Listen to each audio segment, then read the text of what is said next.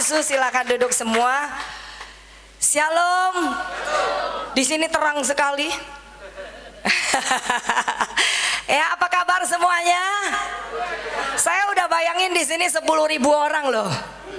Saya udah dandan 5 jam, tahu nggak? Jadi kalian nggak usah kaget kalau pendetanya cantik. Bilang kiri kanan, cantik apa enggak sih?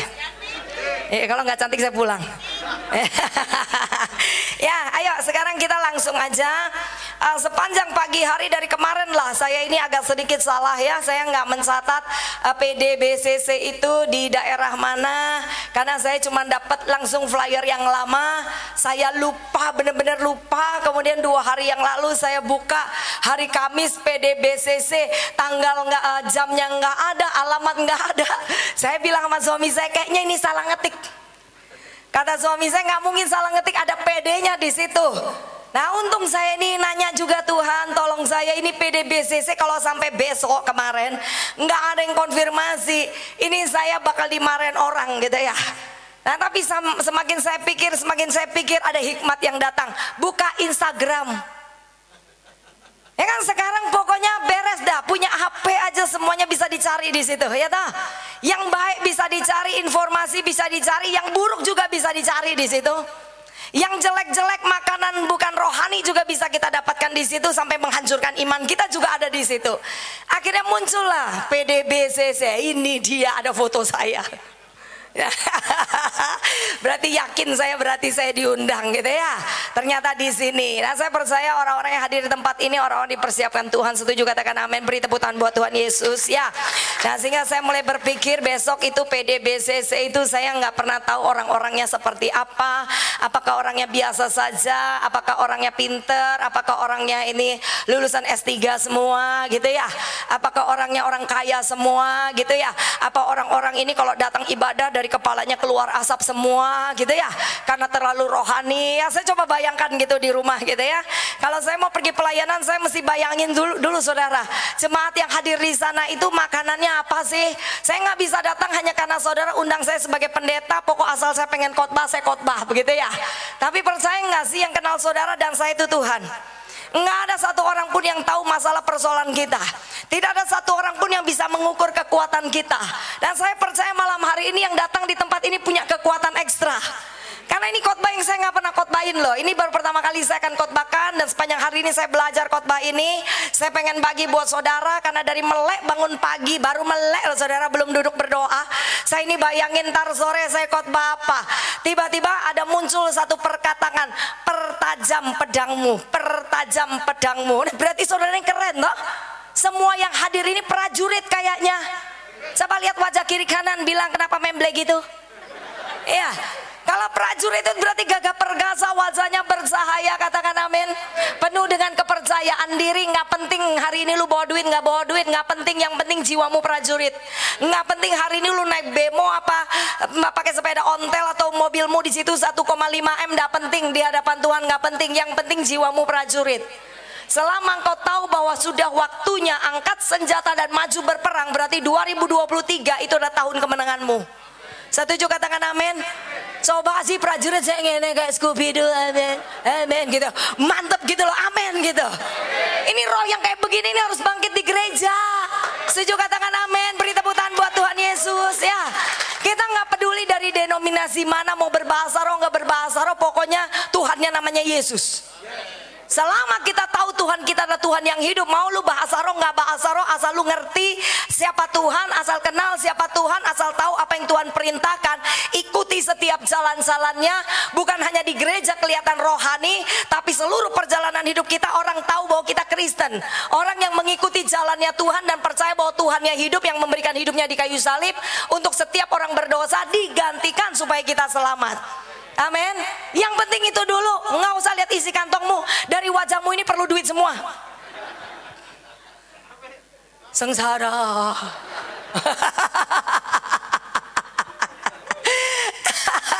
Bilang sama kiri kanan, jangan pasang wajah miskin. Yang keras bilang sama dia, ketahuan sama pendetanya.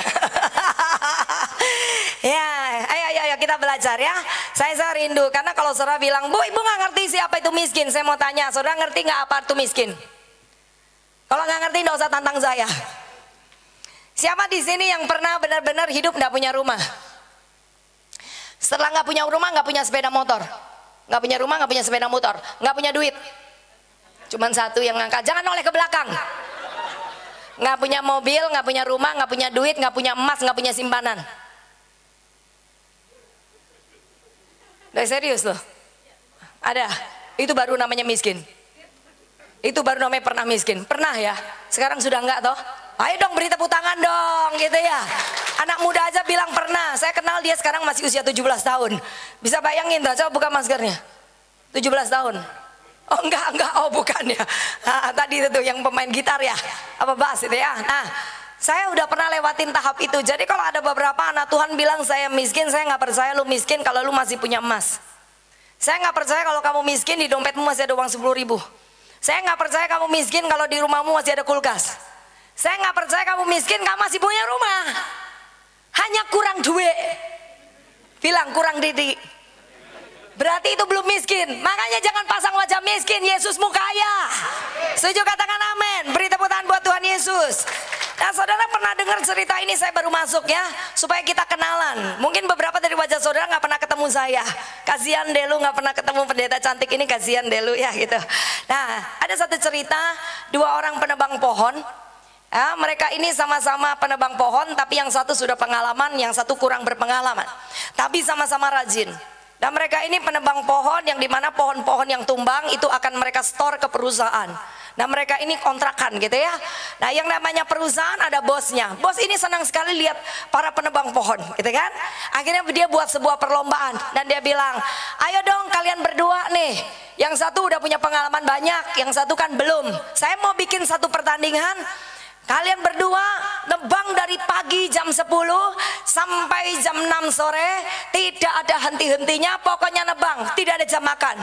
Terserah lu mau buat apa di situ. Nanti pada akhir nanti di pertandingan akan dihitung pohon-pohon yang tumbang, yang banyak siapa dia yang dapat suara akan dapat duit banyak tuh dari bosnya. Kalau udah dengar kata duit itu telinganya yang pendek langsung panjang. Ya oke gitu ya.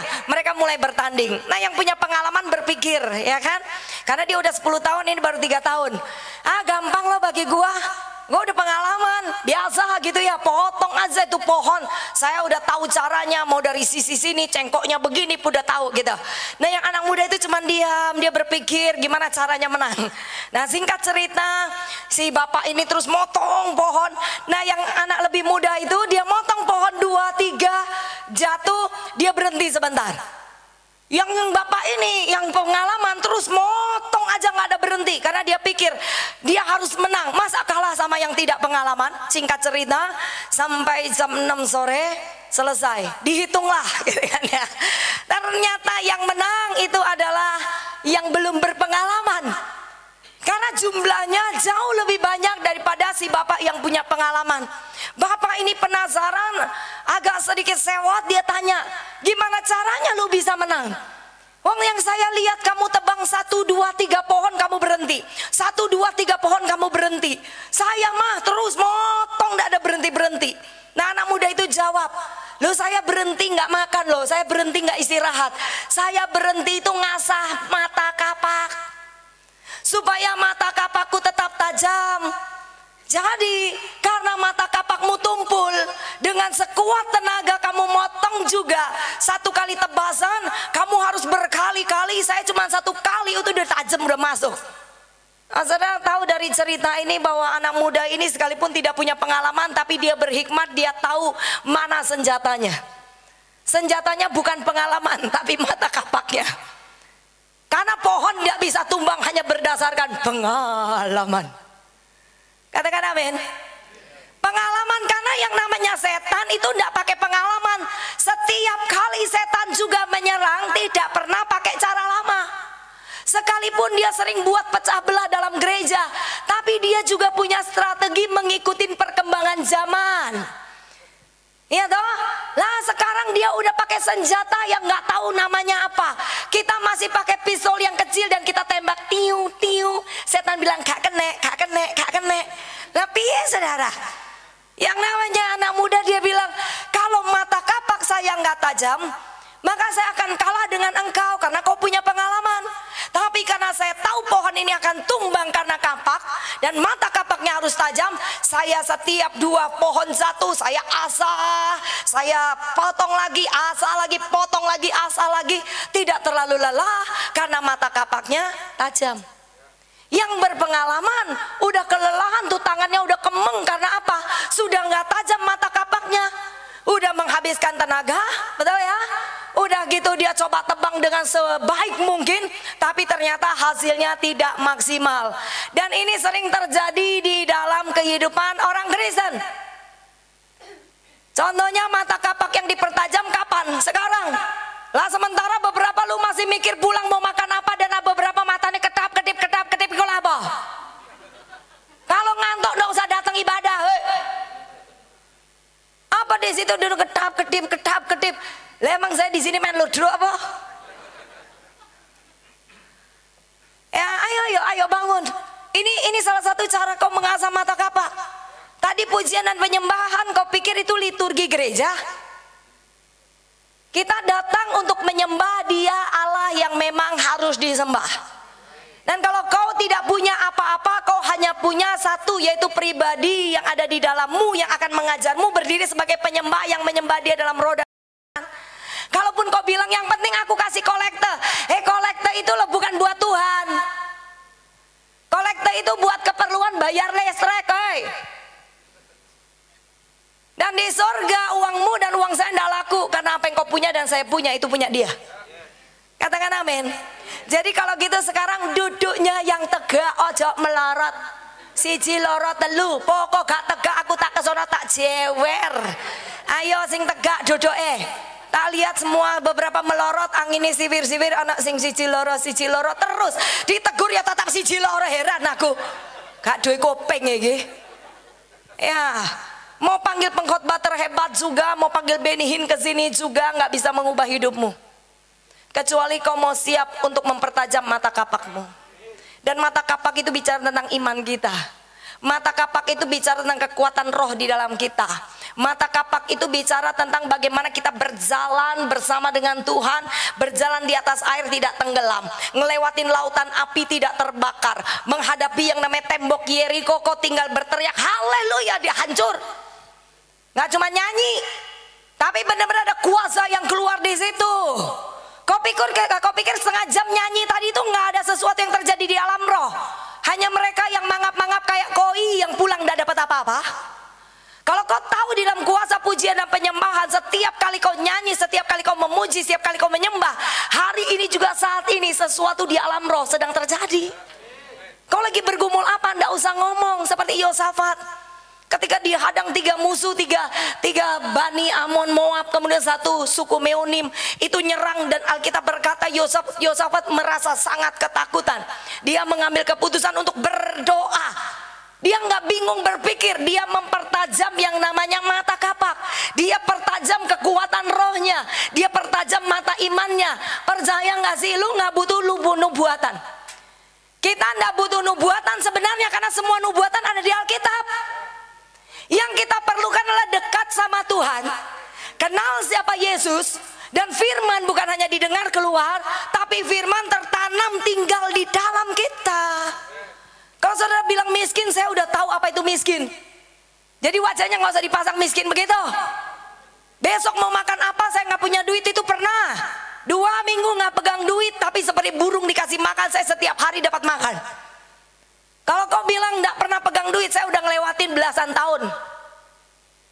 Kalau saudara bilang saya cuma naik sepeda motor butut, saya udah pernah ngelewatin. Saudara bisa bayangin pendeta kayak begini cantiknya, dari Sidoarjo, dulu rumah saya di Sidoarjo, ke Surabaya 1 hari bisa 3 kali khotbah, naik sepeda motor, kehujanan, kepanasan, pakai helm yang dulu rambut saya panjang, tak keluntung api-api juga, pokok masuk helm sampai di rumah koyok singa mari gitu. Saudara bisa bayangin, mau pakai parfum yang 1,5 juta, yang 2 juta, semprotan sampai di tempat rasanya nano-nano. Lo pakai jaket keringetan. Kalau lu hamba Tuhan laki-laki mau pakai sepeda motor gimana, rambutnya 3 blak. Iki wedok mau pakai eyeliner sampai di tempat es kayak kuntilanak, blebier semuanya. Kau bisa bayangin saya udah lewatin itu semua. Sekarang kalau saya bercermin saya bisa tertawa sambil mengeluarkan air mata. Nah, saya bilang ajaib Tuhan di dalam firman-Nya, ajaib Tuhan dalam kehadirannya, ajaib Tuhan saya itu hidup. Katakan amin. Karena kekristenan itu terkadang dibagi dua. Ada Kristen tipe after and during. Tapi ada juga yang after, before, during, after, during, before, during, after.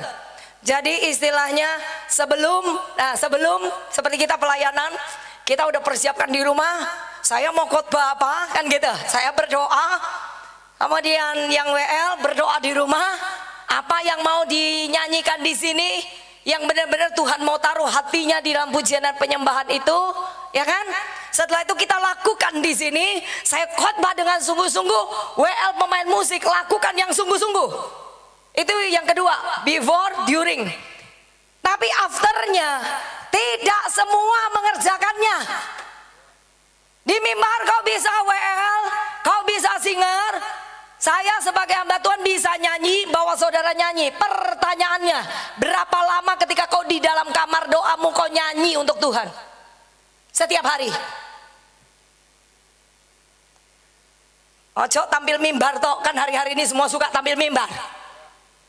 Karena masuk TV. Mau nyanyi sing disibukin bukan berdoa, yang disibukin bulu matanya 3 lapis. Supaya kelihatan ayu. Ngalaku di sorga, ya toh? Saya hari ini khotbah, saya sungguh-sungguh. Saudara amin, amin. Saudara duduk di sana. Yes, Tuhan Yesus ajaib, Tuhan Yesus luar biasa antara jemaat dan pendeta. Betul ya? Sebelumnya saudara persiapan, pokoknya saya mau pergi ibadah. Sampai di tempat, mendengar dengan baik. Kelihatan nih baik semua, udah bangun semua. Khawatir saya jewer ya kan? Nah, saya khotbahnya sungguh-sungguh. Persoalannya, ketika pulang ke rumah, tuh firman termanifestasi apa enggak ketika kau punya masalah? Itu firman bekerja enggak ketika kita punya masalah?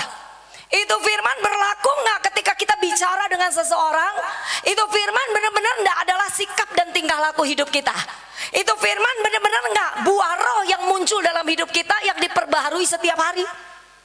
Nah, ini pertanyaannya yang paling penting.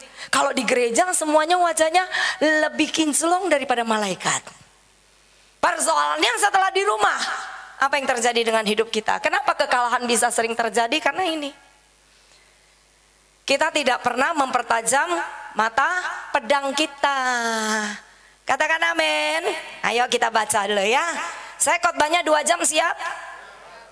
Kak Popo suruh turun ya turun. Lagi mau ngomong. Mumpung jemaatnya bangun semua. Yang saya lihat semua sudah cinta sama saya dari wajahnya. Jadi saya bisa khotbah 2 jam. Ini ono sing mencucu, yo karepmu ya. Yesaya 49. Ayat 1.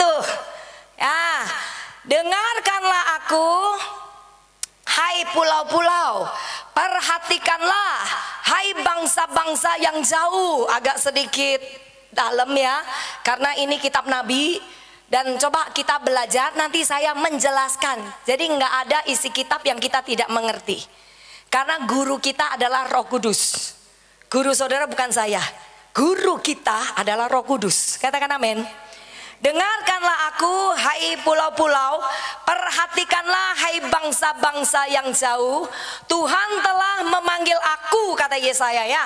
Sejak dari kandungan, telah menyebut namaku sejak dari perut ibuku. Percayakah hal yang sama juga terjadi atas saudara dan saya?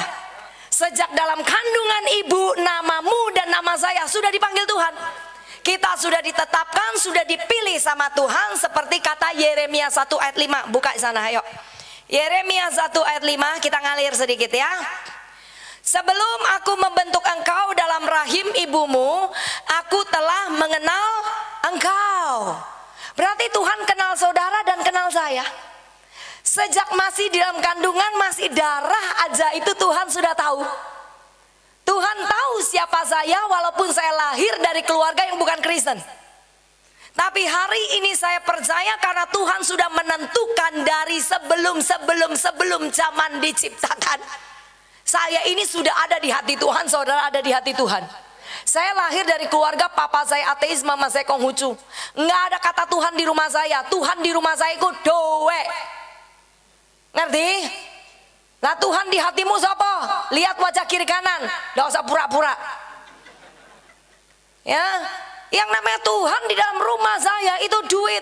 Tiap hari orang tua saya bertengkar hanya gara-gara bilang kiri kanan. Podo pak, enggak. Karena dari kecil saya sudah lihat kondisi itu, saya tersakiti. Nah, saya berpikir apakah hidup itu melulu hanya duit. Sampai orang tua nggak pernah peduli dengan perasaan anaknya. Mereka bertengkar seenaknya sendiri. Kalau papa mama saya bertengkar wajar, belum punya Yesus ya kan? Nggak ngerti kasih, nggak ngerti Tuhan itu adalah Yesus, adalah Allah yang hidup. Tapi kalau di ruangan ini masih ada yang bertengkar gara-gara duit, itu gilani.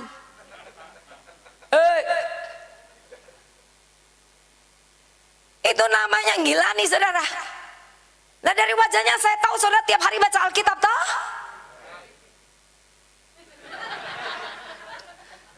Wajahmu dibuat rohani. Hanya Yesus yang tahu.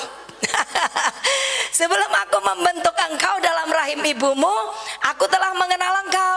Dan sebelum engkau keluar dari kandungan, aku telah menguduskan engkau. Ini sudah terjadi sejak dalam kandungan. Aku telah menetapkan engkau menjadi nabi bagi bangsa-bangsa. Tuhan tetapkan kau dan saya jadi berkat buat bangsa-bangsa. Kalau hanya untuk keluarga kecilmu, suamimu, istrimu, anakmu, mertuamu, orang tuamu, kau tidak bisa jadi berkat. Mau pergi ke bangsa-bangsa, bilang sama kiri kanan, pret. Nggak bisa, karena Tuhan selalu melihat setiap ada perkara kecil baru dikasih yang besar. Dan Tuhan tidak pernah pergi ke ujung bumi dulu, Yerusalem dulu. Kalau Yerusalemnya beres, semuanya beres, percayalah. Kalau saya khotbah bukan karena saya punya pengetahuan, saya diajar lewat kemiskinan bahwa keluarga saya itu adalah nomor satu di bawahnya Tuhan. Yang lain lewat, nggak peduli kiri kanan mau ada guntur, ada malapetaka dan sebagainya. Pokok anak sama suami saya yang terlebih dahulu harus menjadi pusat perhatian saya. Saya mau khotbah di mimbar, selesai khotbah saya harus pulang, yang saya urusin suami anak saya. Nggak usah ngurusin suaminya orang, Katakan amin. Kebanyakan orang di gereja kan sok rohani, ngerti firman banyak, jadi kepo. Kak urusin yang penting, ngurusin suaminya orang. Suamimu nandi, kok tak delok tiap ke gereja gak mbek bojomu. Lah urusane. Ngapain ditanya? Terus nanti ada yang datang, anak-anak muda lagi dengan generasi pakai baju yang crop, udele ketok, ya kan gitu. Ada lagi ibu yang di belakang karena merasa zaman dulu kantong lama. Nggak apa-apa, biarin dia ketok udele, yang penting mau ke gereja. Ibu-ibu bilang, iku memang kurang kain yo, karena duit tak tuku kain iku sampai udele ketok, engkau masuk angin piye? Lo biarin lo dia masuk angin. Nanti kan yang kerok-kerok yo dia kerok sendiri. Paham maksud saya? Kebanyakan ngeliatin urusan orang lain sampai nggak bisa ngurusin dirinya sendiri. Padahal Tuhan menciptakan saudara dan saya untuk jadi berkat, bukan untuk melakukan hal yang tidak penting. Bilang sama kiri kanan, gak penting tahu. Ya, gak usah ngurusin orang. Kok rambutnya iso kuning ngono yo? Wong Indonesia kok rambutnya kuning? Ya jarno loh. Iki pasti ono sing mikir, iku bojone pendeta kok rambutnya putih. Masih ono sing takok, percaya saya. Asli ku asli, Nek mau coba cekelono, tak dapuk. Ya ini asli. Karena beberapa kali saya ketemu dengan beberapa hamba Tuhan, matanya langsung begini. Saya juga melok ngene. Maksudnya kan gitu ya. Lah apalagi pendeta, ndak boleh menghakimi. Kalau jemaat ndak apa-apa ya. Pendeta tok ndak boleh ya. Wenakmu. Ya. Sudah tangkap sampai di sini? Hal yang pertama, ingat dulu baik-baik. Saudara dan saya itu sejak dalam kandungan ibu kita sudah dipilih Tuhan. Segitu banyak manusia di dunia ini, kau dan saya jadi anak kerajaan sorga. Itu status yang mahal dan kita ndak bayar. Yang bayarin itu Yesus di atas kayu salib. Jadi jangan buat dirimu murahan, utang sana utang sini. Hei, lo guyune banter ya.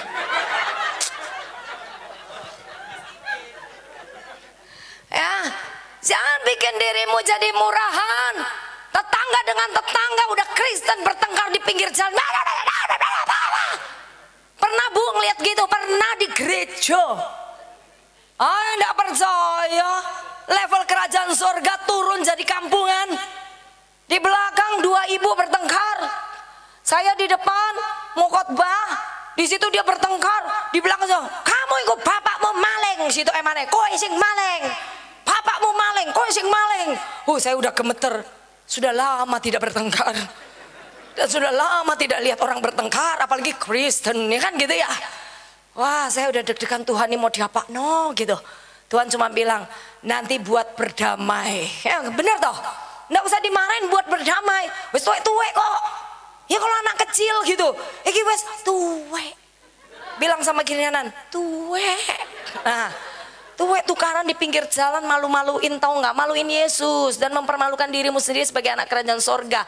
Yang tadi nilainya itu nggak bisa dinilai dengan nominal, sekarang jadi murahan. Kau jadi murahan bukan karena kau nggak punya uang. Kau murahan karena tingkah lakumu murahan. Amin. Nah, duduk saya di sini. Selesai saya mau khotbah, saya dapat hikmat. Saya ambil uang 50 ribuan doa. Pokoknya duit itu bisa mengalahkan segala sesuatunya. Yesus pun kalah ya. Luar biasa ya. Saya ambil 50 ribu, saya masukin kantong saya. Terus saya bilang, ayo ibu yang dua itu, ini pada wanita loh. Ibu dua maju ke depan. Ayo cepetan, sekarang saya punya otoritas, maju. Nenek mau maju tak seret. Nah, mereka sering ketemu saya, tahu tipe saya kan. Nah mereka maju sampai gini. Apa kan? Wes yo gereja iki duduk pasar. Maju berdua. Saya bilang ayo sekarang berdamai ya. Kalian tuh kan anak Tuhan. Ayo berdamai, wes lah, nggak usah siapa yang salah, minta maaf. Orang yang mau minta maaf dan memaafkan itu pemenang. Nah ada satu taci di sini. Taci, you know, ya.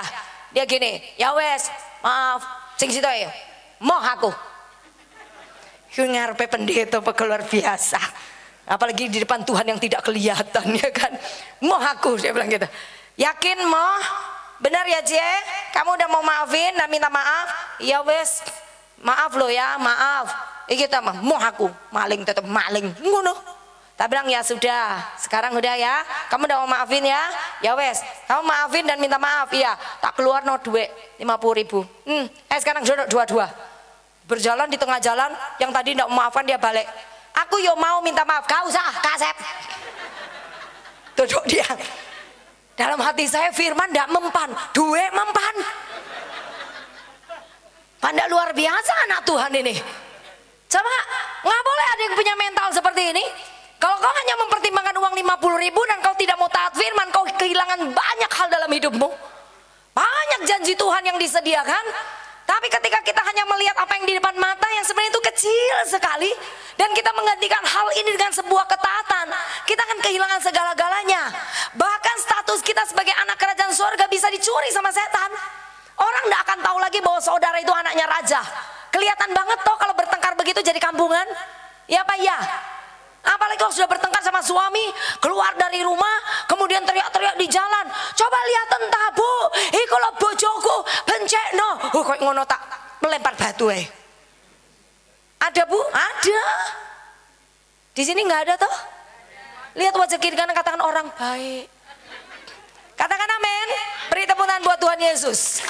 Tuhan menetapkan saudara dan saya bukan untuk jadi ekor, jadi kepala. Duduknya berdiri gini, duduk baik. Kepala, kepala tuh ngangkat gini loh, gini. Ayo, saudara dan saya tidak pernah ditetapkan jadi ekor, tapi jadi kepala.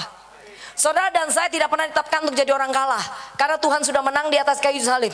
Hari ketiga dia bangkit, kemenangan itu sudah diberikan buat saudara dan saya. Alam maut dia kalahkan. Bahkan setan aja sekarang kalau mau masuk neraka itu izin. Jadi setan itu ngekos. Nah saudara itu adalah anak daripada yang empunya langit dan bumi dan seluruh isinya. Berarti kau dengan setan lebih medeni siapa? Loh aduh. Ngomong kok setan. Makanya terus diserang setan. Setan itulah karena apa-apa nih. Kita ini lebih medeni daripada setan. Kau diberi kuasa, saya diberi kuasa.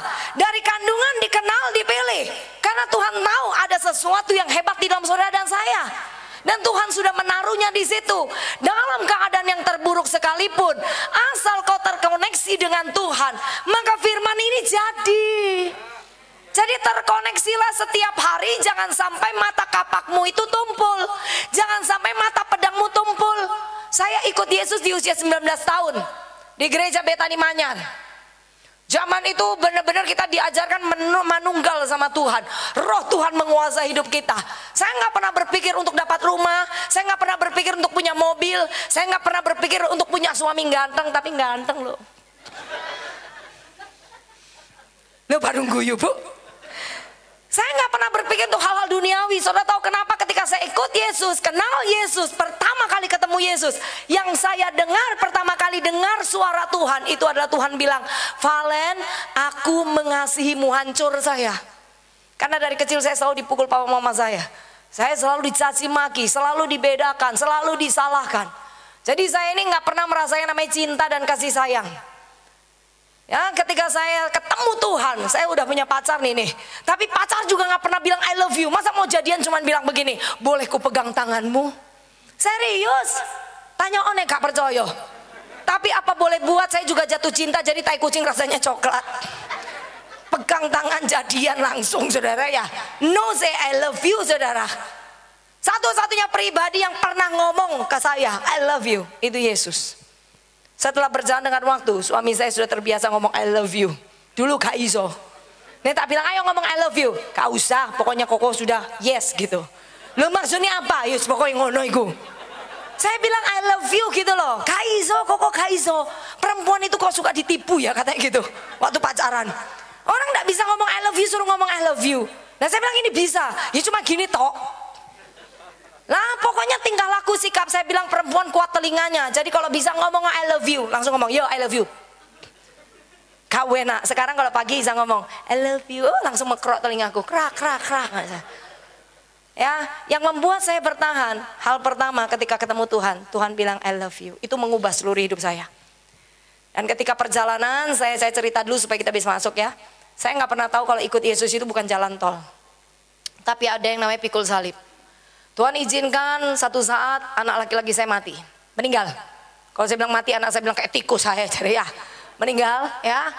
Di 5 jam dia lahir karena paru-parunya kemasukan air ketuban dan paru-parunya nggak ada, pecah tuh di dalam kandungan. Tapi dia bergerak dan lahirnya pas waktunya. Di situ saya diajarkan satu hal tentang hatinya Tuhan. Bagaimana ketika saya tangisi anak yang meninggal ini, Tuhan ajarkan saya itu saya belum jadi pendeta. Saya suka berdoa. Nah, saya usia 19 tahun saya mulai berdoa karena gereja saya mengajarkan untuk praise and worship dan berdoa. Saya melatih diri saya setiap hari 1 jam berdoa. Saya ingat siapa yang khotbah di mimbar itu, siapa pendetanya, saya hafal ya. Kemudian saya mulai melatih diri bukan cuma 1 jam, setiap hari saya di usia 19 sampai 22, 25 saya berdoa setiap hari 3 jam. Doa malam di tempat kita itu 3 sesi. Nah saya ikut semua sampai 3 sesi. Teman saya cuma 1 sesi pulang, saya bayar harga lebih banyak. Setiap yang namanya doa puasa saya tidak pernah bolong. Yang namanya doa setiap hari saya tidak pernah bolong, minimal pokoknya 1 jam. Saudara bisa bayangkan orang yang tidak punya apa-apa, tidak bisa apa-apa, hancur luar dalam. Ketika dia mengikuti langkah Tuhan dalam percepatan, akhirnya dia berlari dengan sangat cepat tanpa berpikir bahwa saya dipersiapkan untuk jadi pendeta. Saya nggak pernah mikir. Saya lulusan sarjana ekonomi saudara. Saya nggak pernah yang namanya berpikir untuk jadi pendeta. Blas, saya pengen dadi wong sogeh. Kan dari kecil saya miskin. Yang namanya sepatu sampai bolong baru dibeliin. Yang namanya kaos saudara, kalau mau pergi jalan saya cari kaos bagus, nggak ada. Yang ada cuman begini, kaos gudang garam, kaos sabun wing, kaos kacang garing Garuda, ngono-ngono. Karena saya toko, jadi banyak kaos hadiah. Jadi kalau mau pergi sama teman saya nggak punya baju. Ada satu kaos saya karena dulu atlet bulu tangkis, papa saya beliin saya satu. Pergi kemana pakai itu aja. Satu saat saya ada naksir satu cowok, jangan ngomong-ngomong suami saya ya. Ya wis krungu ya. Tuh waktu SD kelas 6, saya pakai baju itu terus. Satu saat pergi sama teman-teman saya naksir tuh cowok tuh. Dia ngomong kayak begini, kok kamu setiap kali pergi bajunya iki terus yo. Kau no sing liyane ta? Saya jawab, ini baju favorit saya. Padahal yo kau no memang ya. Sampai sekarang itu terngiang-ngiang saudara. Kadang-kadang kalau saya buka lemari saya bisa juga mikirin dulu ada yang ngomong, kamu enggak punya baju cuman itu aja. Nah, saya lahir dari keluarga yang bukan apa-apa, bukan siapa-siapa, nggak punya apa-apa, nggak pernah punya mimpi, nggak punya pengharapan, nggak punya masa depan. Saya bahkan bermimpi untuk jadi apa aja saya nggak berani. Tapi di usia 19 tahun Tuhan cari saya. Saya tahu dia temukan saya di mana, di tong sampah. Saya udah hancur diskotik, saya ini tomboy. Lihat dari cara berdiri saya kok udah tahu. Lumayan kan saya rada ayu sekarang ya. Kalau dulu udah nggak karu-karuan ya. Saya taekwondo sabuk hitam. Saya ikut ke juda ke jurnas hanya untuk balas dendam. Nggak bisa balas bawa mama saya, kepala orang saya hantam gitu aja. Ya, saya udah nggak ngerti hidup itu mau apa. Pokoknya kekerasan, kebencian, kemarahan, sakit hati, kepahitan, sensitif, tersinggung. Yang namanya senyum tuh loh saya nggak bisa. Senyum itu loh wangel. Saudara bisa senyum? Lumayan. Saya senyum aja nggak ngerti. Jadi ketika saya di usia 24, ada yang nanya, ada yang ngomong begini, kamu coba tebak umur saya berapa? Ini teman ya. Saya bilang iya, karena dia cantik. Ya paling umurmu 24. Oh saya 30 di dalam hati saya, Cek Wayune. Terus saya bilang, coba Cece tahu umur saya berapa? 28 tau gelodak. Saya 24 jadi 28. Kenapa enggak bisa senyum, enggak bisa tertawa? Kerutannya keluar semua, wajahnya udah panjang ke bawah. Hari ini kan lumayan, udah hampir 50, lumayan loh ini. Ngomong agak lumayan aku mulai temenan. Ya lumayan lah. Punya Yesus itu sukacita melimpah, katakan amin. Bukan tergantung lu punya uang, enggak punya uang. Yesus kamu pasti makan. Dan pinter sedikit, apalagi sudah pandemi lewat kan. Tahun-tahun sebelum pandemi saya ngajarin jemaat. Saya ajarin begini, sudah nggak usah bingung, nggak usah takut nggak bisa makan. Di Surabaya ini ada 1000 perseruan doa. Kau buka aja HP-mu, cari hari Senin di mana, Selasa di mana, Rabu di mana, Kamis di mana, Jumat di mana. Lu nggak mungkin mati kelaparan karena selesai ibadah ada kotaan. Tapi saya bilang kalau kamu datang ibadah hanya karena kotakan, kamu nggak bisa makan lebih dari hanya kotakan itu saja. Karena imanmu iman nasi kotaan. Iya Pak ya? Ya toh? Dah kita lanjut ya. Yang pertama sudah tahu, saudara dan saya ada di hati Tuhan sejak dalam kandungan.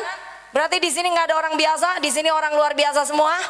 Sekarang bantu saya, kepalanya diangkat sedikit. Bilang sama kiri kanan, hati-hati sama saya. Ayo ngomong, aduh cengel Ngomong kiri kanan dengan mantap supaya setan dengar itu loh. Datang duduk mantap, pulang lo ya utang bayar utang gitu. Ayo duduk yang baik di situ dan mulai lakukan apa yang harus kau kerjakan. Dapat berkat bayar utang, katakan amin. Kau dapat berkat, utamakan mana yang harus diutamakan. Nggak usah beli tas sepatu satu aja cukup. Yang penting kata kitab Yesaya, kalau kau dapat uang pertama kali beli makanan. Jadi kalau anak Tuhan suka makan itu alkitabiah. Tapi kalau makan berlebihan namanya delojoh. Itu namanya roh rakus. Nanti seperti orang Israel mati karena rakus. Makan burung puyuh sampai muntah, sampai keluar dari hidung sampai di telinga. Jadi cukupkan dirimu dengan apa yang ada padamu. Pakai cukup, makan cukup, semua cukup. Kalau semua disertai dengan rasa cukup, maka hidupmu penuh dengan kebahagiaan. Katakan amin. Ayo pelototin kiri kanan, bantu saya ngomong hidup dengan rasa cukup. Bilang, iya cek angel, kok malah guyu. Yeremia 1 ayat 5, maafkan saya ya, iki ilerku nyeprot kabeh pisan. Nanti dilap dengan bersih ya. Yesaya 49. Waktunya kurang 7 menit. Padahal saya minta 2 jam, keterlaluan. Ya, ayo lanjutkan ya. Ayat kedua, ia telah membuat mulutku sebagai pedang yang tajam, yang membuat aku berlindung dalam naungan tangannya. Ia telah membuat aku menjadi anak panah yang runcing dan menyembunyikan aku dalam tabung panahnya. Nah saudara, mulut ini ada kuasa. Coba mulutnya dicekelane, tapu isisan. Sering ngomong yang negatif ya toh, sering ngomong yang tidak penting. Makanya kenapa salah satu caranya untuk mempertajam mata pedangmu itu nyanyi, nyembah, berdoa, baca Alkitab bersuara, supaya supaya ini loh lengket di mulut perkataan firman. Kalau kau rajin menyembah, kalau kau punya waktu banyak untuk datang ke Tuhan, kau banyak waktu untuk bicara sama Tuhan, kau punya banyak waktu juga untuk baca firman, datang ibadah seperti dengar firman sungguh-sungguh, makanan rohmu itu benar, maka yang keluar dari mulut itu juga benar. Karena tidak ada satu orang pun yang tahu kapan masalah datang. Saya berdoa 1 hari 3 jam, 1 hari 5 jam, sampai ketika anak saya meninggal. Hari ini saya berdoa banyak. Tuhan tidak ngomong, nak besok kamu beranak anakmu mati, tidak ada. Tiba-tiba saya buka mata karena saya sendiri sempat koma. Saya pendarahan hebat, hampir mati. Tuhan bawa roh saya pergi ke surga sebentar. Dan saudara tahu surga itu ada. Masuk pergi ke halaman saja, taman sorga. Saya ingat sekali saya di situ tertawa sampai terbahak-bahak, saudara. Tarik nafas tertawa, buang nafas tertawa. Dan tiba-tiba ada suara balik. Saya bilang tidak mau Tuhan. Balik, saya bilang tidak mau. Saudara tahu di sorga nggak ingat punya suami. Jadi kalau hai istri kau kepahitan sama suami, hoflok. Kalau kau bertengkar sama suami, bodoh. Kalau gara-gara uang kau meninggalkan suami, bodoh. Karena di surga kau tidak akan ingat suamimu. Jadi hidup di dunia, hiduplah yang baik. Saya pernah doain orang sakit. Tiap ke rumah sakit, boleh nggak tambahin 15 menit, setengah jam. Yes. Masih panjang yang saya mau cerita. Wajahnya udah bangun suapnya. Ya, eman sayang nih udah bangun. Biarin tunggu 00 baru ditambah. Nah, ya, saya pernah doain orang tuh di rumah sakit. Nggak apa-apa ya Pak. Saya doain tuh orang di rumah sakit. Hari ini doa, Tuhan bilang 3 hari lagi mati. Saya ngomong ke keluarga, siap nggak 3 hari lagi dipanggil Tuhan? Siap Sakno. Saya datang lagi ke rumah sakit, saya doain lagi. Minggu depan mati, saya ngomong lagi 7 hari. Ada yang saya doa 1 hari. Tiap hari saya doa di rumah sakit. Ada yang hidup mati kabeh. Jadi nanti nih yang bosan hidup datang sini tak doain. Ya, lah saya ini tiap hari karena lihat orang 2 minggu mati gitu ya. Mulai yang namanya serangan di udara, kau pikir doain orang itu nggak perang? Kau pikir hari ini saya khotbah nggak perang? Bangunin rohmu tadi yang tidur kalau kriip lah. Ya, lah itu yang namanya roh itu nyerang. Kalau kamu mati gimana? Saya masuklah di kamar anak saya selesai pelayanan. Saya lihat dia udah tidur, panjang badannya. Karena saya nggak pernah dipegang pembantu dari lahir sampai hari ini ya bersama saya. Saya nggak pernah pakai pembantu untuk besarkan dia. Karena saya besar nggak ada di tangan orang tua. Saya nggak pengen jadi orang tua yang seperti itu. Saya pengen didik dia takut Tuhan dengan benar. Dan saya harus punya waktu banyak sekalipun saya sibuk pelayanan ya. Dan saya ngajarin dia gitu. Nah dia tidur, saya lihat. Duh badannya panjang sekali. Saya mulai sedih. Kalau saya mati sekarang kan Sakno saya SMA. Bojoningko siapa? Pelayanan apa ndak anak saya? Oh pikirannya macam-macam. Terus saya biasa kalau pulang tuh kan ke kamar dia memang saya peluk dan saya cium. Saya bilang mama pulang, good night, I love you. Itu dari dia kecil sampai sekarang kadang saya masih masuk kamar dia, saya peluk cium dia. Termasuk papinya juga nyium dia gitu ya. Nah udah dia bilang iya good night. Terus air mata saya ngalir. Tuhan ojo mati saya. Pokoknya aku mau lihat anak saya sampai cucu cicit semuanya pokoknya ya. Nah saya masuk ke kamar saya. Suami saya lagi taruh bantal banyak di belakang gitu habis pulang dari kerja. Saya ngeliatin gitu. Waktu lihat wajah suami saya, langsung cinta itu seperti membual, membual. Langsung cinta gitu loh. Terus sedih gitu. Apa yang muncul di pikiran saya? Nek mati, gak ketemu maneh. Aku cinta wong sito iki. Lo ndak pernah lihat pendeta sweet kayak saya ya. Apalagi kan ndak tahu lihat suami saya luarnya aja gitu ya gagah medeni ngono, dalamnya Hello Kitty romantis. Makanya saya cinta sama yang satu ini ya. Sebab stok yang begini lu cari aja di toko udah nggak keluar ya. Nah saya terus gitu, saya datang ke samping dia duduk, saya peluk gitu ya. Tiba-tiba saya nangis. Nah waktu itu saya sedang masih sakit. Rahim saya sobek, kantong kemih saya bocor 7 tahun. Suami saya peluk saya. Dia bilang apa? Sakit. Saya bilang enggak. Lo kok nangis? Meme cinta. Nah dia manggilnya Meme, enggak boleh aku. Boleh ditiru ya. Terus Meme cinta gitu. Sayang.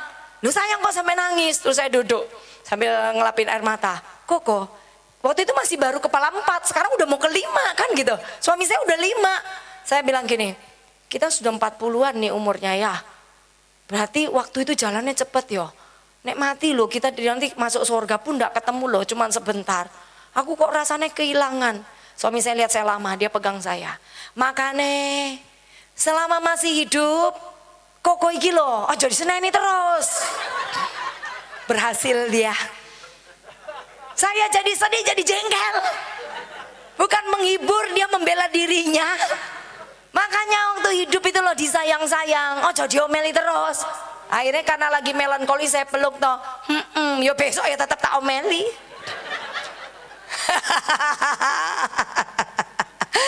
Oke, jadi mulut ini ada kuah. Apa yang keluar dari mulut itu jadi. Kalau kau bilang aku miskin, ya miskin selamanya. Kalau kau bilang aku kaya, kau kan kaya. Ini bukan bicara tentang alam hipnotis. Ini bicara kuasa perkataan. Amsal berkata hidup mati dikuasai lidah. Siapa suka menggemakan makan buahnya. Dan lidah ini kecil kata Yakobus 3 ayat 5. Tapi dia bisa memegahkan satu perkara menjadi besar. Tapi dia juga bisa membawa seluruh tubuh ini masuk ke api neraka. Gara-gara lidah ini loh. Makanya mulut ini dijaga. Oh jadi kayak mangan tok ae. Nih mulut dijaga, dipelihara, dilatih. Di mana? Di kamar doa. Karena salah satu pedang yang harus keluar itu lewat mulut. Pedang roh yaitu firman. Firman Tuhan itu bisa didengar oleh setan kalau diucapkan. Nggak bisa lu taruh dalam hati. Jadi tingkah laku kita setiap hari itu mencerminkan pedang kita tajam atau tidak. Lu tiap hari ketemu tonggo ceritanya kok drama Korea. Iku opane ganteng yo, Lee Min Ho iku ganteng yo, gak kaya bojoku botak ngono yo. Kakek nonton Lee Min Ho, pada suaminya namanya Lee Min Ang. Coba, ya konsumsinya yang salah. Katakan amin. Ada 2 ekor binatang, pokoknya hari ini 2 ekor terus, 2 ekor beruang. Satu hitam, satu putih. 2 beruang besar. 1 beruang hitam, 1 beruang putih. Dimasukin dalam satu kandang. Berantem. Menurut saudara, mana yang menang? Beruang hitam atau beruang putih? Jawab, yang hitam angkat tangan. Nggak usah takut, nggak bayar. Hitam. Yang bilang beruang putih? Yang Oon kabeh. Wong tinggal jawab, berani berpendapat gitu loh. Wah, siapa yang bilang beruang hitam? Ini enggak jawab gak pulang. Duduk sini sampai jam 12. Saya nanti malam kosong, enggak ada undangan. Ayo, beruang hitam angkat tangan. 1, 2, 3, 4, 5. Yang bilang beruang putih yang menang. 1, 2, 3, 4, 5, 6, 7. Ya, yang lain maksudnya. Nah ya saudara, tergantung mana yang dikasih makan lebih banyak. Bener wes, nanti minta permen sama Pak Boy ya, dapat kado. Nah tergantung siapa yang dikasih makan lebih banyak. Kalau beruang hitam yang dikasih makan lebih banyak, beruang putih kelaparan, berantem tenaganya lebih banyak mana? Beruang hitam. Kalau beruang putih dikasih makan lebih banyak, berantem sama beruang hitam yang tidak dikasih makan lemes gitu, tetap menang beruang putih. Jadi di dalam kita itu ada beruang hitam putih. Tergantung mana yang kau kasih makan. Kalau si setan kau kasih makan yang namanya satu titik yang jahat kau bawa masuk, ya akhirnya jahat itu menguasai hidupmu. Tapi kalau kau makan sesuatu yang baik, apa yang kau tonton, yang kau ucapkan, yang kau lihat, yang kau pelajari, apa yang kau responi dengan positif dalam hidupmu, itu yang akan menguasai hidupmu. Katakan amin. Ini yang saya tajam yang namanya pedangmu. Ketika dulu saya masih jemaat di situ, saya dengar firman ini kalau bisa nangis. Nggak tahu tuh firman apa saja bisa buat saya nangis. Rasanya ada sesuatu yang saya makan tuh nyerap di dalam.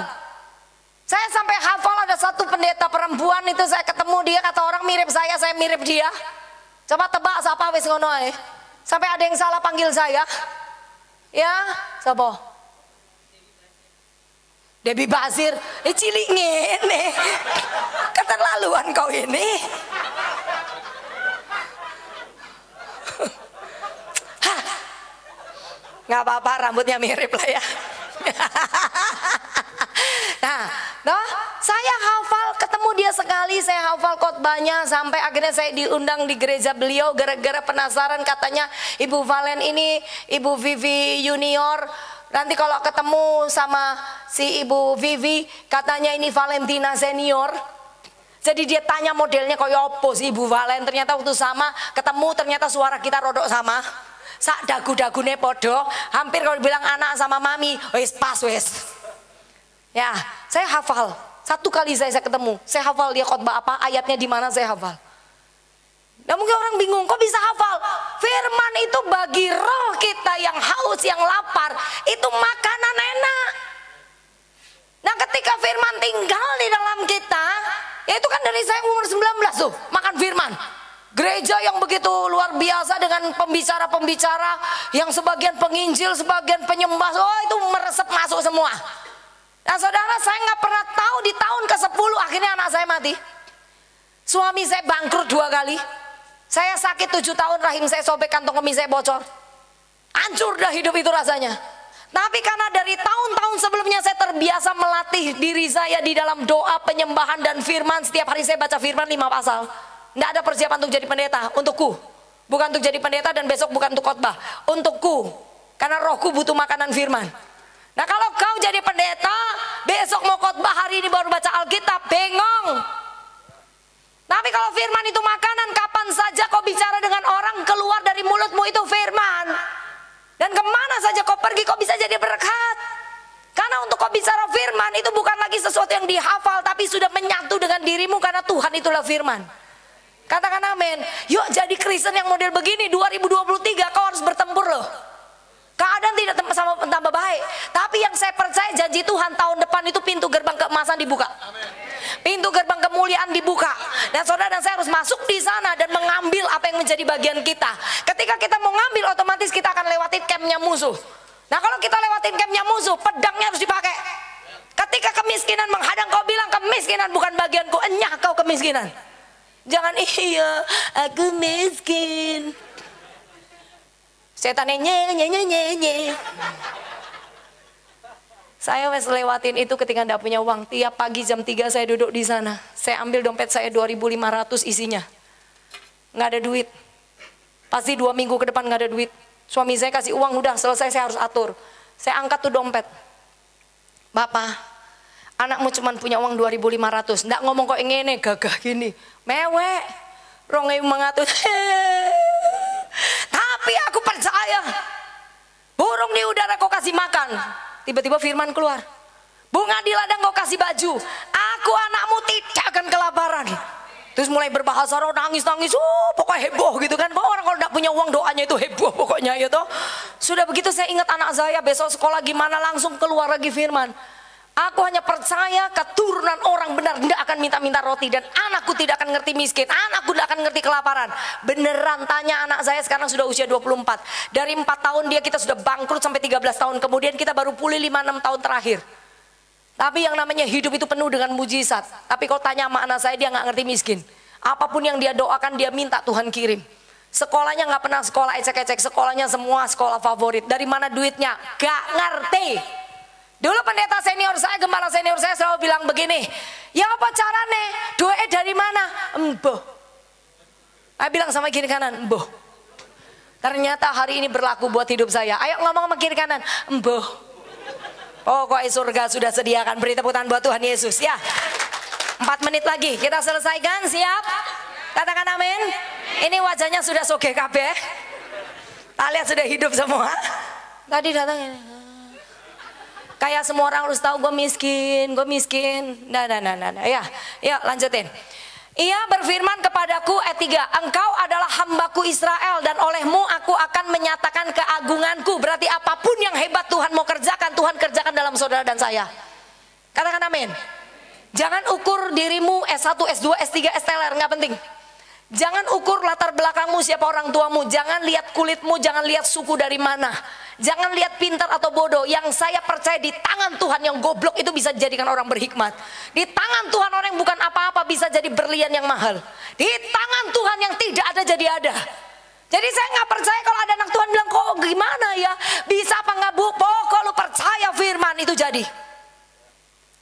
Saya nggak mau ngajarin saudara sesuatu yang nggak sesuai firman. Dan saya ngajarin apa yang saya ngerti. Karena saya ngalamin. Kalau saya nggak ngalamin, saya nggak akan ngajarin buat saudara. Kalau hari ini saudara tanya, Bu, ibu ngerti nggak yang namanya kemiskinan sejak yang justru pandemi kemarin saya diperlihatkan di padang gurun Tuhan kasih kelimpahan mana dan air batu itu dipecahkan gitu ya, diplak gitu keluar air. Pandemi itu loh saya sama suami berkelimpahan, tabungan kami itu penuh. Makanan tiap hari datang. Saya cuman berlutut nangis sembari saya teman-teman pelayanan ngomong, Bu Valen ya opo, pelayanan di cancel semua. Saya akhirnya jawab apa? Pak, kita ini di mimbar itu bukan untuk cari duit. Saya udah terbiasa dapat berkat di kamar doa, bukan di mimbar. Jadi hari ini sekalipun di cancel semua pelayanan karena pandemi, aku tetap makan. Kalau kau tidak makan berarti kau salah motivasi ketika pelayanan. Nah, mujizat ada kok. Masa tunggu di mimbar? Hoi. Halo, katakan amin. Kau nggak bisa lihat hanya karena kau kerja gajimu 6 juta atau 3 juta, 2 juta, 1 juta, 1 bulan nggak cukup bu. Cukup kalau ada Yesus di situ. Kalaupun nggak cukup, Tuhan bisa kasih kelimpahan. Mujizat masih terjadi sampai hari ini. Beri tepuk tangan buat Tuhan Yesus. Ya, 1 menit. Ayo. Tetapi aku berkata, aku telah bersusah-susah dengan percuma dan telah menghabiskan kekuatanku dengan sia-sia dan tak berguna. Namun, nah ini manusia kan Tuhan udah kasih begitu banyak janji, kita bilang capek berdoa kok gak dijawab ya, capek ibadah, capek loh jadi orang Kristen yang sungguh-sungguh dimusuhi banyak orang, mau serius dimusuhin, mau gak berdosa dimusuhin, mau jadi orang kudus dimusuhin. Tapi Alkitab berkata sekalipun kau mengeluh, sekalipun kau istilahnya ngeresulo ya, sekalipun setiap hari apa ya namanya mengeluh lah gitu ya, bersungut-sungut, tapi Alkitab berkata, namun hakku terjamin pada Tuhan dan upahku pada Allahku. Kita bersungut pun tetap dikasih makan. Coba bisa bayangin kalau kita serius, sungguh rajin berdoa, mau taat sama firman, berbalik dari hal yang jahat dari hidup kita, belajar hidup benar di hadapan Tuhan. Apa enggak cuma dikasih makan limpah sampai kau nggak tahu tuh yang namanya makanan mau ditaruh di mana. Dan setelah itu jadilah kau jadi berkat. Kan kalau makanan udah dilimpah-limpah, masa dimakan sendiri? Kau bisa membagi-bagikan ke semua orang. Ini namanya menjarah dan membagi-bagikan. Setuju, katakan amin. Yang sangat terakhir, maka sekarang firman Tuhan yang membentuk aku sejak dari kandungan untuk menjadi hambanya dan untuk mengembalikan Yakub kepadanya dan supaya Israel dikumpulkan kepadanya, maka aku dipermuliakan di mata Tuhan dan Allahku menjadi kekuatanku. Firman Tuhan. Setuju, katakan. Beri tepuk tangan buat Tuhan Yesus. Ya saudara, jadi ayo kita bertempur tapi pertajam yang namanya pedangmu. Setiap pagi bangunlah berdoa. Bangkit berdiri. Yang sangat terakhir, sungguhan bangkit berdiri. Ya. Beberapa orang ketemu saya, terus saya cerita. Saya dulu beli rumah begini, terus bangkrut, rumahnya hilang. Terus 13 tahun saya berdoa, minta rumah sama Tuhan. 13 tahun saya kontrak loh. Tapi khotbahnya begini saya di mimbar. Untung jemaat itu enggak ada yang kepo. Bu, ibu rumahnya kontrak apa beli gitu kan. Nih ada saya bilang, lu kepo ya, nganggur ngurusi rumah gua ya kan gitu. Nggak ada yang tanya kan, 13 tahun saya khotbah dengan iman seperti ini, dengan iman saya percaya saya bisa beli rumah dengan hanya sebagai seorang penginjil, tidak ada gaji gereja. Suami saya sempat beberapa tahun di off sama Tuhan, kerja apa saja nggak bisa jadi, dibentuk karakternya karena sombong. Segala sesuatu yang dia jual dianggap bisa jadi duit, satu kali apapun dia jual nggak bisa jadi duit. Jadi kita berdua punya prosesnya sendiri-sendiri ya. Jadi keluarga itu sendiri-sendiri dibentuk karakternya, nggak bisa rame-rame. Karena masuk surga nggak boncengan ya. Masuk surga itu dewe-dewe sesuai imanmu. Nggak bisa rame-rame gini.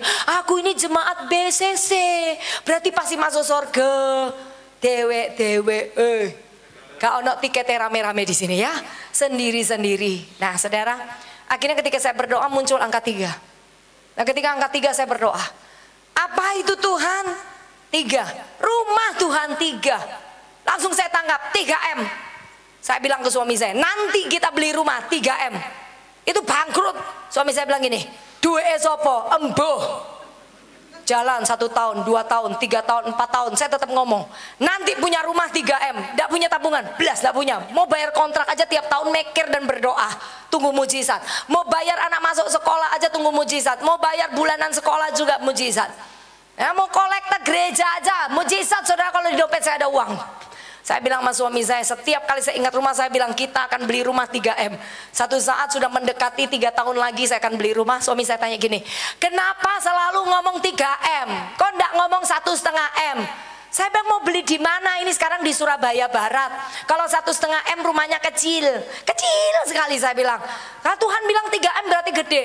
Nggak, kita rodok ngeyel. Sudah ngeyel saya bilang 3M. Suami saya bilang 1,5M ben ndak mumet. Saya jawab gini, 3M. Akhirnya kita berdua pandang-pandangan terus tertawa. Oh kono duit durung tuku le tukaran dewek. Iya kan, aneh kita ini anak-anak Tuhan.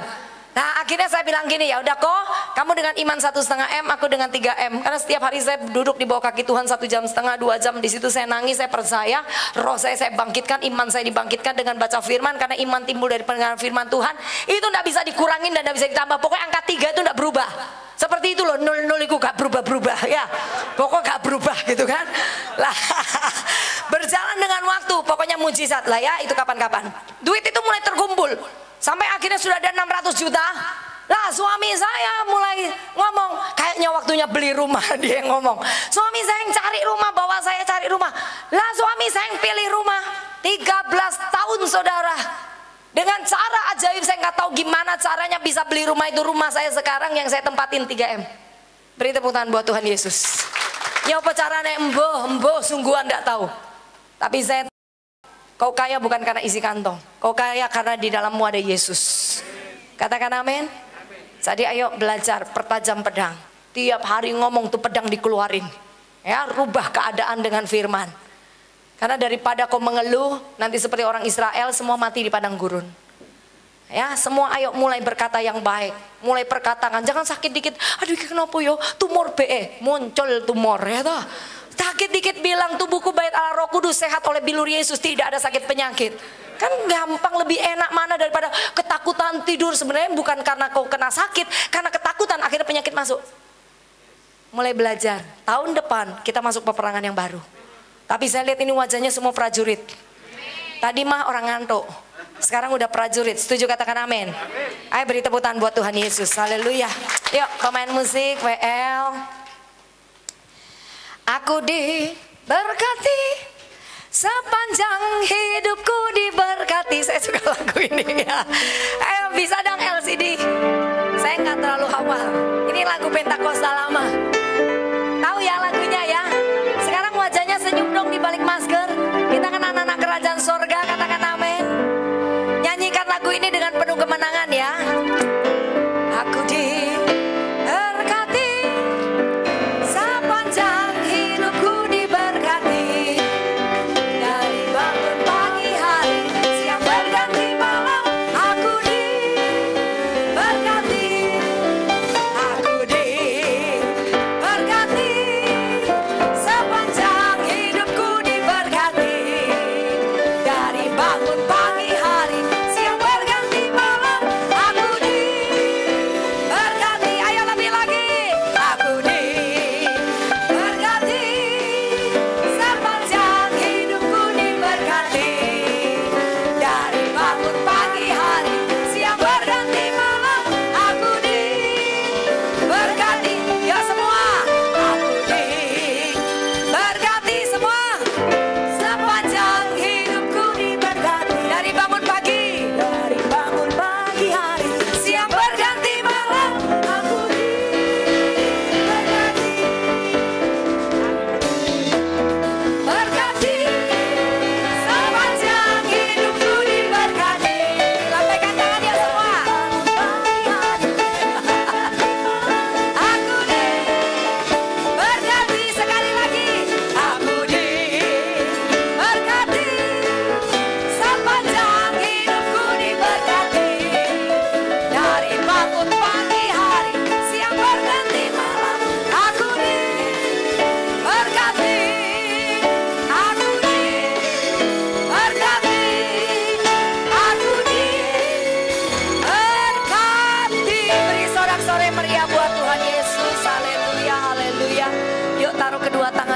di dada. Saat ini kami percaya bahwa firman-Mu ya dan amin.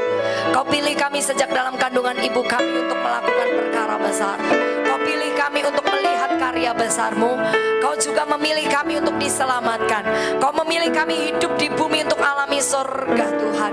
Kami yakin dan percaya tidak ada lagi ketakutan, tidak ada kemiskinan, tidak ada sakit penyakit, tidak ada beban-beban berat yang tidak perlu yang dunia tawarkan. Kami semua dimerdekakan oleh kuasa darah Yesus. Dan saat ini sepakat memberkati persekutuan doa BCC di tempat ini. Kami yakin dan percaya biarlah tempat ini jadi berkat. Setiap orang-orang yang hadir alami Tuhan. Setiap orang-orang yang hadir alami kelepasan. Setiap orang-orang yang hadir alami firman, sehingga mengalami pertumbuhan yang dewasa di dalam Engkau. Begitu juga hamba-hamba-Mu yang sudah melayani, biarlah kuasa-Mu, anugerah-Mu, urapan-Mu, minyak baru menyertai kami semua. Sehingga di dalam setiap pelayanan kami Tuhan menjadi pusat dan dikenal oleh semua orang. Tuhan yang menerima kemuliaan. Terima kasih Bapa, hamba-Mu ini selesai. Tapi aku yakin dan percaya Roh Kudus akan terus mengerjakan bagian yang terbaik atas hidup kami. Sehingga setiap kami boleh mengalami Engkau secara pribadi. Dan kami boleh jadi saksi Tuhan dimanapun kami ada. Tuhan dipermuliakan. Segala pujian, hormat, kemuliaan bagi Tuhan. Di dalam nama Tuhan Yesus yang sudah diberkati semua katakan